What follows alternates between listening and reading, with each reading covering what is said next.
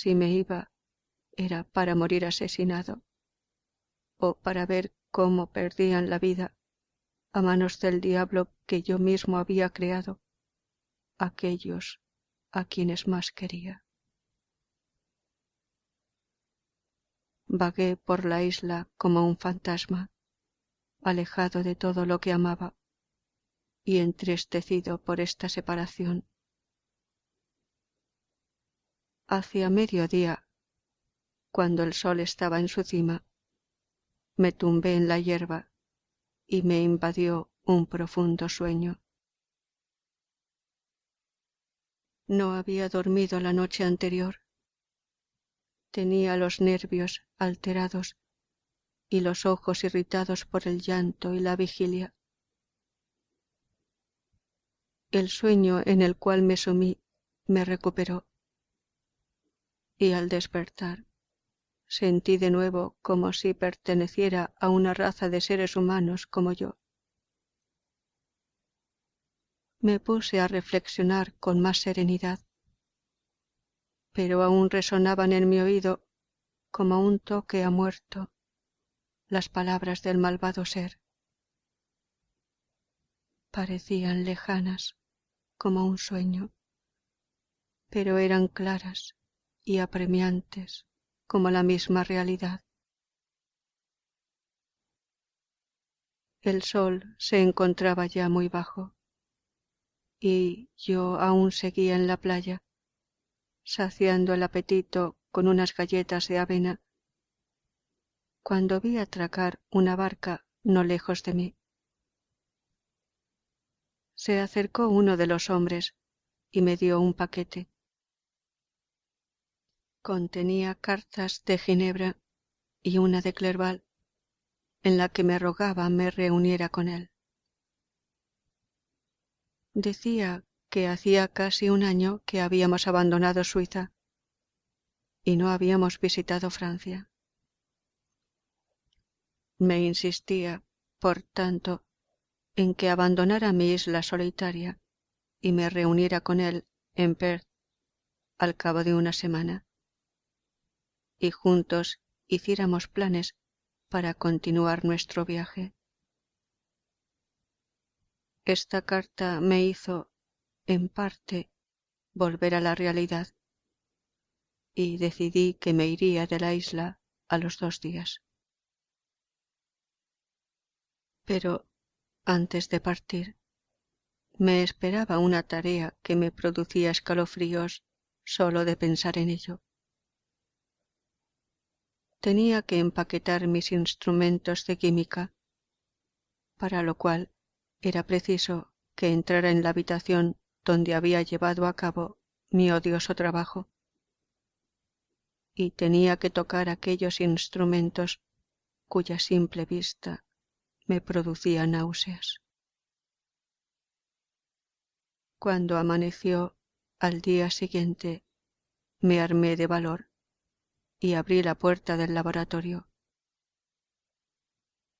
Los restos de la criatura a medio hacer que había destruido estaban esparcidos por el suelo, y casi tuve la sensación de haber mutilado la carne viva de un ser humano. Me detuve para sobreponerme y entré en el cuarto. Con manos temblorosas saqué los instrumentos de allí, pero pensé que no debía dejar los restos de mi obra, que llenarían de horror y sospechas a los campesinos. Por tanto, los metí en una cesta junto con un gran número de piedras, y apartándola, decidí arrojarla al mar aquella misma noche, en espera de lo cual me fui a la playa a limpiar mi material. Desde la noche en que apareciera aquel diablo, mis sentimientos habían cambiado totalmente. Hasta entonces pensaba en mi promesa con profunda desesperación, y la consideraba como algo que debía cumplir, cualesquiera que fueran las consecuencias. Pero ahora me parecía como si me hubieran quitado una venda de delante de los ojos y que, por primera vez, veía las cosas con claridad. Ni por un instante se me ocurrió reanudar mi tarea. La amenaza que había oído pesaba en mi mente, pero no creía que un acto voluntario por mi parte consiguiera anularla. Tenía muy presente que, de crear otro ser tan malvado como el que ya había hecho, estaría cometiendo una acción de indigno y atroz egoísmo, y apartaba de mis pensamientos cualquier idea que pudiera llevarme a variar mi decisión. La luna salió entre las 2 y las 3 de la madrugada. Metí el cesto en un bote y me adentré en el mar unas millas. El lugar estaba completamente solitario. Unas cuantas barcas volvían hacia la isla, pero yo navegaba lejos de ellas. Me sentía como si fuera a cometer algún terrible crimen y quería evitar cualquier encuentro. De repente, la luna, que hasta entonces había brillado clarísima, se ocultó tras una espesa nube y aproveché el momento de tinieblas para arrojar mi cesta al mar. Escuché el gorgoteo que hizo al hundirse y me alejé. El cielo se ensombreció, pero el aire era límpido, aunque fresco, debido a la brisa del noreste que se estaba levantando. Me invadió una sensación tan agradable que me animó y decidí demorar mi regreso a la isla. Sujeté el timón en posición recta y me tumbé en el fondo de la barca. Las nubes ocultaban la luna. Todo estaba oscuro y sólo se oía el ruido de la barca cuando la quilla cortaba las olas. El murmullo me arrullaba y pronto me quedé profundamente dormido. No sé el tiempo que transcurrió, pero cuando me desperté vi que el sol ya estaba alto. Se había levantado un viento que amenazaba la seguridad de mi pequeña embarcación. Venía del nordeste y debía haberme alejado mucho de la costa donde embarqué.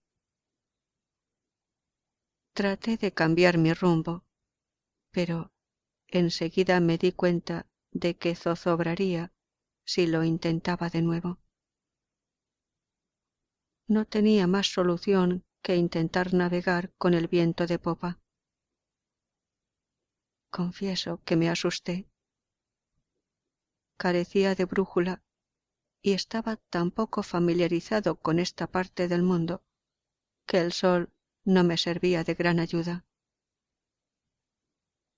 Podía adentrarme en el Atlántico y sufrir las torturas de la sed y del hambre, o verme tragado por las inmensas olas que surgían a mi alrededor.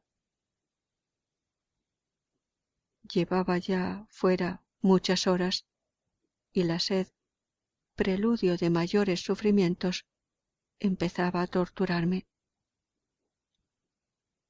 Observé el cielo cubierto de nubes que, empujadas por el viento, iban a la zaga unas de otras. Observé el mar que había de ser mi tumba. «Villano», exclamé, «tu tarea está cumplida». Pensé en Elizabeth, en mi padre en Clerval. Y me sumí en un delirio tan horrendo y desesperante que incluso ahora, cuando todo está a punto de terminar para mí, tiemblo al recordarlo. Así transcurrieron algunas horas, pero poco a poco, a medida que el sol caminaba hacia el horizonte, el viento fue remitiendo hasta convertirse en una suave brisa, y las olas se fueron calmando. Seguía habiendo una fuerte marejada. Me encontraba mal y apenas podía sujetar el timón, cuando de pronto divisé hacia el sur una franja de tierras altas. A pesar de lo agotado que estaba por la fatiga y la terrible emoción que había soportado durante algunas horas, esta repentina certeza de vida me llenó el corazón de cálida ternura, y las lágrimas empezaron a correrme por las mejillas. Qué mudables son nuestros sentimientos, y qué extraño el apego que tenemos a la vida, incluso en los momentos de máximo sufrimiento. Con parte de mis vestidos confeccioné otra vela y me afané por poner rumbo a tierra firme.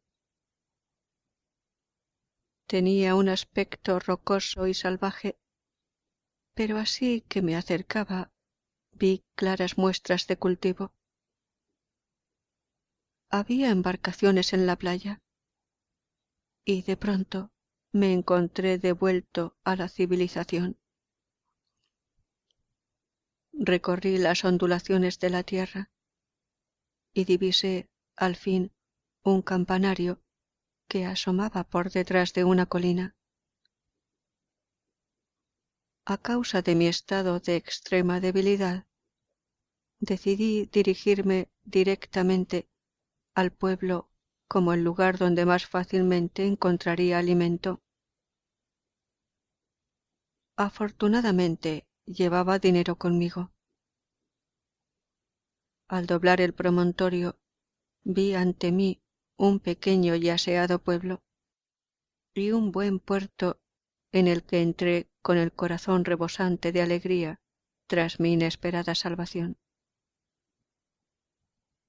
Mientras me ocupaba en atracar la barca y arreglar las velas, varias personas se aglomeraron a mi alrededor. Parecían muy sorprendidas por mi aspecto, pero en lugar de ofrecerme su ayuda, murmuraban entre ellos y gesticulaban de una manera que, en otras circunstancias, me hubiera alarmado. Pero en aquel momento solo advertí que hablaban inglés y, por tanto, me dirigí a ellos en ese idioma. Buena gente, dije, ¿tendrían la bondad de decirme el nombre de este pueblo e indicarme dónde me encuentro? Pronto lo sabrá, contestó un hombre con brusquedad. Quizá haya llegado a un lugar que no le guste demasiado. En todo caso, le aseguro que nadie le va a consultar acerca de dónde querrá usted vivir. Me sorprendió enormemente recibir de un extraño una respuesta tan áspera. También me desconcertó ver los ceñudos y hostiles rostros de sus compañeros. ¿Por qué me contesta con tanta rudeza?, le pregunté. No es costumbre inglesa el recibir a los extranjeros de forma tan poco hospitalaria. Desconozco las costumbres de los ingleses, respondió el hombre, pero es costumbre entre los irlandeses el odiar a los criminales. Mientras se desarrollaba este diálogo, la muchedumbre iba aumentando. Sus rostros demostraban una mezcla de curiosidad y cólera que me molestó e inquietó. Pregunté por el camino que llevaba a la posada, pero nadie quiso responderme. Empecé entonces a caminar, y un murmullo se levantó de entre la muchedumbre que me seguía y me rodeaba. En aquel momento se acercó un hombre de aspecto desagradable y, cogiéndome por el hombro, dijo: «Venga usted conmigo a ver al señor Kirwin. Tendrá que explicarse». «¿Quién es el señor Kirwin? ¿Por qué debo explicarme? ¿No es este un país libre?» «Sí, señor, libre para la gente honrada. El señor Kirwin es el magistrado, y usted deberá explicar la muerte de un hombre que apareció estrangulado aquí anoche». Esta respuesta me alarmó, pero pronto me sobrepuse. Yo era inocente y podía probarlo fácilmente. Así que seguí en silencio a aquel hombre, que me llevó hasta una de las mejores casas del pueblo. Estaba a punto de desfallecer de hambre y de cansancio, pero, rodeado como me encontraba por aquella multitud, consideré prudente hacer acopio de todas mis energías para que la debilidad física no se pudiera tomar como prueba de mi temor o culpabilidad. Poco esperaba entonces la calamidad que en pocos momentos iba a caer sobre mí, ahogando con su horror todos mis miedos ante la ignominia o la muerte. Aquí debo hacer una pausa, pues requiere todo mi valor recordar los terribles sucesos que, con todo detalle, le narraré.